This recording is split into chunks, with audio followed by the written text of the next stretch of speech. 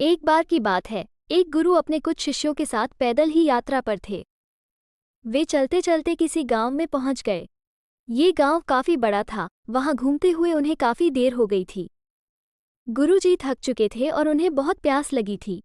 तो उन्होंने अपने एक शिष्य से कहा कि हम इसी गांव में कुछ देर रुकते हैं, तुम मेरे लिए पानी ले आओ।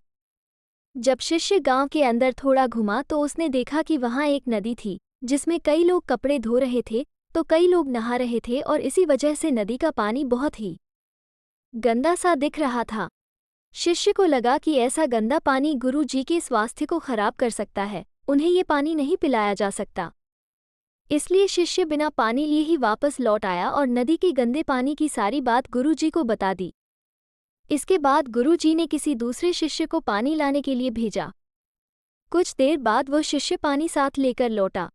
गुरुजी ने इस दूसरे शिष्य से पूछा कि नदी का पानी तो गंदा था, फिर तुम ये पानी कैसे लाए?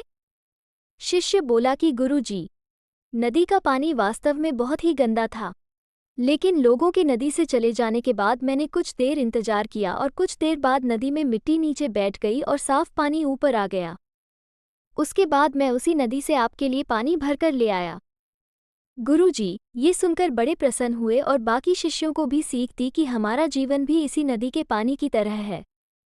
जीवन में कई बार दुख और समस्याएं आती है तो जीवन रूपी पानी गंदा लगने लगता है, लेकिन थोड़े इंतजार और सब्र के बाद ये सभी दुख और समस्याएं नीचे दब जाती है और अच्छा समय ऊपर आ जाता है। कुछ लोग पहले वाले शिष्य की तरह दुख और समस्याओं को देखकर घबरा जाते हैं और मुसीबत देखकर वापस लौट आते हैं।